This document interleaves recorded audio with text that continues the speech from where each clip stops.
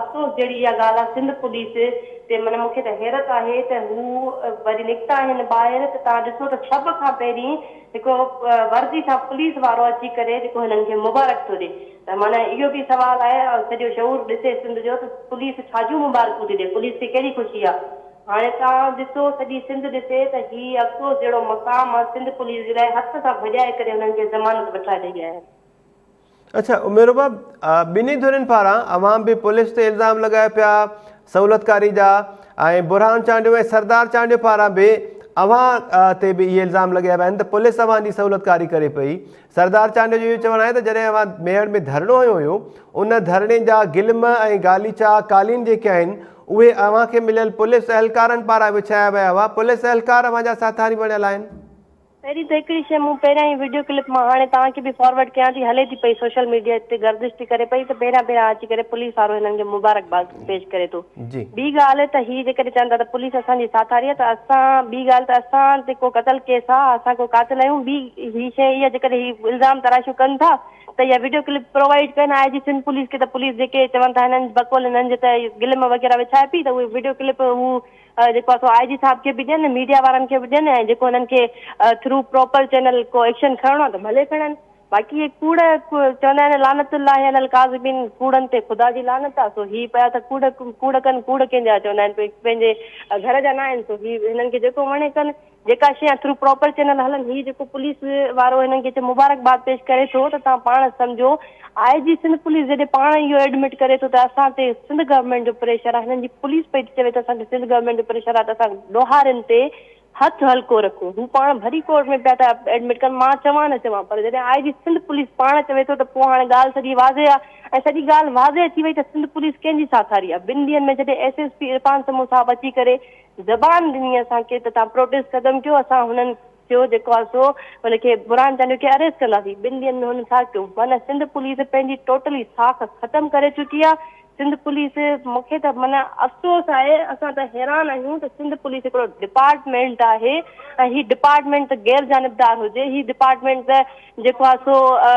हिमत जो मुज़ाहिरो करे पर अफ़सोस जहिड़ी ॻाल्हि आहे तव्हां पाण सभई ॾिसो त माना सिंध पुलिस करे छा थी पई इरफान समूह साहब हुजे या IG सिंध पुलिस हुजे हू त पाण पिया था एडमिट कनि न। ठीकु आहे अवां जे वर्दी वारे एहलकार जो ज़िक्र कयो जंहिं बुरहान चांडियो खे हार पाराया आहिनि उहा वीडियो क्लिप टाइम न्यूज़ जी स्क्रीन ते बि हले पई। पाराइनि हुन बुरहान चांडियो सां अची करे मुबारकबाद हुनखे पेश कई आहे त साईं तव्हांखे मुबारक हुजे शायदि हू मुबारक इन शइ जी पिया ॾियनि त हुननि जी गिची मां इहा ॻाल्हि निकिती पुलिस जे मथे सूर लथो त हुनखे वठी करे प्रोटोकॉल में वञी करे हुननि पेश करायो आहे। ठीकु आहे इहा वीडियो क्लिप टाइम न्यूज़ जी स्क्रीन ते हले पई उमेर बाब बुरहान चांडियो जॾहिं मीडिया सां ॻाल्हि ॿोल कई ज़मानत मिलण खां पोइ त हुन पंहिंजे मथां लॻायल समूरनि इल्ज़ामनि खे रद्द कयो संदसि चवणो त इल्ज़ाम मुकमल तौर ते कूड़ा आहिनि हू अदालतुनि खे मुंहुं ॾियनि पिया ऐं आईंदा बि मुंहुं ॾींदा रहंदा इन मौक़िफ़ ते अवां छा चवंदव? पहिरीं ॻाल्हि त हू हुननि खां तव्हां इहो पुछो त जेको हीअ ऑर्डर ऑनरेबल ट्रायल कोर्ट कयो आहे बेल रिकॉल थियण जो मतिलबु छा हूंदो आहे। मां पाण लॉ जी स्टूडेंट आहियां फाइनल ईयर जी स्टूडेंट आहियां रिकॉल जो मतिलबु इहो आहे जीअं हिकिड़ी कंहिंजी कंहिं कातिल ते FIR थींदी आहे त पोइ पुलिस खे अरेस्ट वारंट खपंदा आहिनि छा कॾहिं बि न ज़रूरत न हूंदी आहे अरेस्ट वारंट जी। हीअ असांजे केस जी स्टेज बेसिकली हिननि जी बेल ते इहा आहे त हिन जी बेल रिकॉल थी आहे त हिननि नाम निहादनि खे जाहिलनि खे एतिरी ख़बर न आहे त रिकॉल जो मतिलबु शायदि हिननि खे पंहिंजा लॉयर साहिबान बि नथा ॿुधाइनि या ही माण्हुनि खे अवाम खे असांखे एतिरो बेवकूफ़ सम्झनि था। रिकॉल जो मतिलबु ई इहो आहे त हिनजी ज़मानत रद्द थी आहे। ॿियो त हीउ पाण पिया था एडमिट कनि असां चऊं न चऊं असां ठीकु आहे असां हिकिड़े मिंट लाइ चुप था कयूं तव्हां इहो बि ॾिसो त हीअ ज़मानत छाजी कराया आहिनि हीअ चवनि था त असां इल्ज़ाम तराशियूं पिया कयूं त हिननि वीचारनि जी ज़मानत रद्द न थी आहे पोइ हीअ ज़मानत छाजी कराया आहिनि हाई कोर्ट में त माण्हू चवंदा आहिनि त ॻाल्हि उहा करे जेका सुभाणे मींहं वसंदे कमु अचे त हिननि हीअ हाणे बौखलाहट जो शिकार थी विया आहिनि सरदार ऐं जागीरदार हीअ को आख़िरी चांस थोरी हुयो। बुरहान चांडियो सां गॾु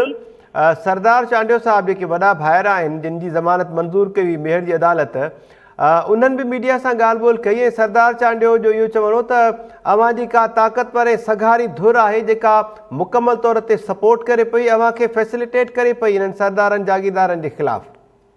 ॾिसो कतल केस जागीरदारनि ऐं सरदारनि ते आहे उमेर बाप ते न आहे ऐं ॿी ॻाल्हि त मां त समूरियूं जेके बि कुवतूं आहिनि सभिनि खे मां त गुज़ारिश कंदमि अलाह करे उहो ॾींहुं अचे त हू मूंखे सपोर्ट कनि। असां त चाहींदासीं असांजे मुल्क जा जेके इदारा आहिनि, जेके पुलिस हुजे, चाहे मां त चीफ ऑफ आर्मी स्टाफ खे बि रिक्वेस्ट कंदमि त हिन शइ में तव्हां नोटिस वठी करे ऐं तव्हां नज़रसानी रखो। मां त सभिनी इदारनि खे रिक्वेस्ट कंदमि त हिन ते नज़रसानी कनि, छो त असांजे मुल्क जो केस, मां पाकिस्तानी सिटीज़न आहियां, ॿाहिरां जी थोरी आहियां।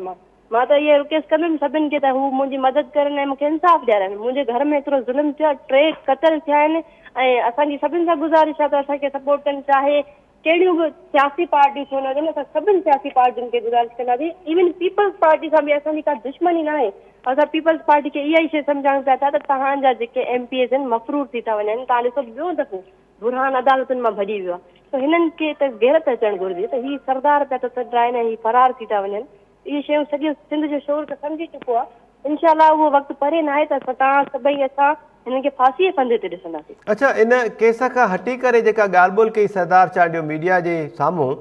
टाइम न्यूज़ ते उहा क्लिप बि असां हलाई आहे, उन में हुननि पारां अव्हां जे मथां कुझु ज़ाती इल्ज़ाम बि लॻिया विया। सरदार चांडियो जो चवणो त सॼी दुनिया खे ख़बर आहे त अव्हांजे अबनि ॾाॾनि जो कहिड़ो किरदारु रहियो आहे। इन ॻाल्हि ते छा चवंदो अव्हां? ॾिसो, मां त हमेशह खां चयो आहे त माण्हू ही त तव्हां ॾिसो त इमाम हुसैन अलैहिस्सलाम खे बि नऊज़ बिल्ला चवनि पिया त बाग़ी आहे। तो हाणे रही ॻाल्हि त सरदार चांडियो जेके इल्ज़ाम तराशियूं करे थो, हीउ चवे थो, हिननि जी सभिनि खे ख़बर आहे त हीउ केतिरा अशराफ रहिया आहिनि, केतिरा पंहिंजे वालिदेन जा, पंहिंजे वॾनि जा फर्माबरदार रहिया आहिनि। हिननि जे त जेको आहे सो वालिद जे जॾहिं हुनजे वालिद जी डेथ थी हुई, हिननि जो चाचो आयो त सॼी मीडिया कवर कई इहा शइ त बुरहान पंहिंजे चाचे खे गिचीअ में हथ विझी करे हुनखे चमाटो लॻायो। त हीउ जेतिरा फर्माबरदार रहिया आहिनि सभिनि खे ख़बर आहे। बाक़ी रही ॻाल्हि, हीअ जेके इल्ज़ाम तराशियूं कनि था, तो हिननि खां इहो पुछो त तव्हांखे कंहिं सर्टिफिकेट ॾिनो असांखे माण्हुनि जो? हिकिड़े मिंट लाइ असां एडमिट कयूं त असां ॾोहारी हुजूं बि हा, त असांखां स्टेट पुछे, असांखां रियासत पुछे, असांखां अदालतूं पुछनि, असांखां पुलिस पुछे, तव्हां केरु थींदा आहियो जो तव्हां सरदार तव्हां चओ था हीउ ॾोही आहे त पोइ असां हिननि खे मारायोसीं? हीअ त माना ॿारहं ॻाल्हि आहे न। अच्छा, हाणे अव्हांजी हिकमत अमली छा हूंदी? 7 मार्च ताईं बुरहान चांडियो जी उबूरी ज़मानत मंज़ूर थी आहे, सरदार चांडियो साहब बि ज़मानत ते आहिनि, ऐं केस जी ॿुधणी ॿीहर कॾहिं आहे? केतिरो पुरउमीद आहियो? ॾिसो, हिन में त जेको पुलिस जो इम्तिहान हुयो, सिंध पुलिस खे असां आख़िरी चांस बि ॾिनो हुयोसीं, सिंध पुलिस नाकाम थी वई हुन में, कमदारी करण में वरी बि टॉप नंबर ते अची वई सिंध पुलिस। बाक़ी रही ॻाल्हि, असांखे अलाह जो शुक्र आहे अदालतूं आहिनि असांजे लाइ, मज़लूमनि जे लाइ हिकु तमामु सुठो प्लेटफॉर्म आहे ऐं सुठो चैनल आहे। इनशाला असां बि हाईकोर्ट में वेंदासीं ऐं हुते असां पंहिंजी भरपूर असां बि आर्ग्यूमेंट्स कंदासीं, असां बि जेको आहे वकालतनामो जमा कराईंदासीं, जेको प्रॉपर चैनल थ्रू हूंदो आहे असां उन तरीक़े सां हलंदासीं ऐं कानूनी तरीक़े सां हीअ जंग असांजी जेका हले थी पई कंटिन्यू आहे, असां कंटिन्यू रखंदासीं। अच्छा, बुरहान चांडियो जी ज़मानत मंज़ूर थियण खां पहिरियां अव्हां जेका ॻाल्हि ॿोल कई हुई, अव्हां इहो ऐलान कयो त जेकॾहिं पुलिस बुरहान चांडियो खे गिरफ़्तार न कंदी त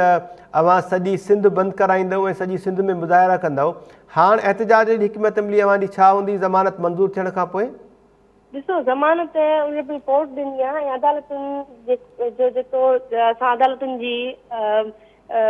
फ़ैसिलनि ते हलूं पिया था, ज़ाहिर आहे उनखे असांखे राइट आहे त हुननि खे जेका पूरी ज़मानत मिली आहे उनजे लाइ असां वञी करे ऐं बीहूं कोर्ट में, असां उहो कंदासीं। बाक़ी रही ॻाल्हि त जेको आहे सो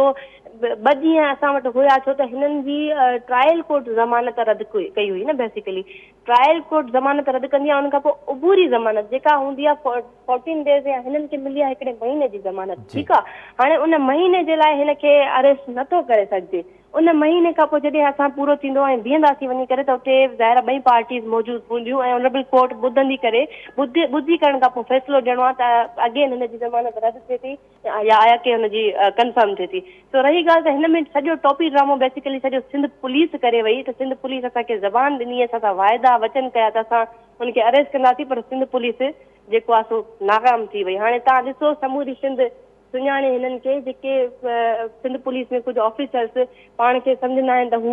ईमानदार आहिनि, त हुननि जी ईमानदारी बि ज़ाहिर थी वई आहे, चाहे IG सिंध पुलिस हुजे या सभई हुजनि, हुननि जी ईमानदारी केतिरी हुई ऐं हुननि जी हू पंहिंजी कमिटमेंट ते केतिरो उतरनि था। माना अफ़सोस जहिड़ी ॻाल्हि आहे त PSP ऑफिसर्स थी करे मिसकमिटमेंट कनि, ग़लति ज़बानी कनि त असां कंदासीं, प्रॉमिस कनि, वाइदा कनि, वचन कनि, वरी पोइ हू जेको आहे नाकाम बि रहनि, त इहा अफ़सोस जहिड़ी ॻाल्हि आहे। ठीकु आहे, वरी महिरबानी अव्हांजी। उमेर बाब चांडियो, टाइम न्यूज़ सां ॻाल्हि ॿोल कई।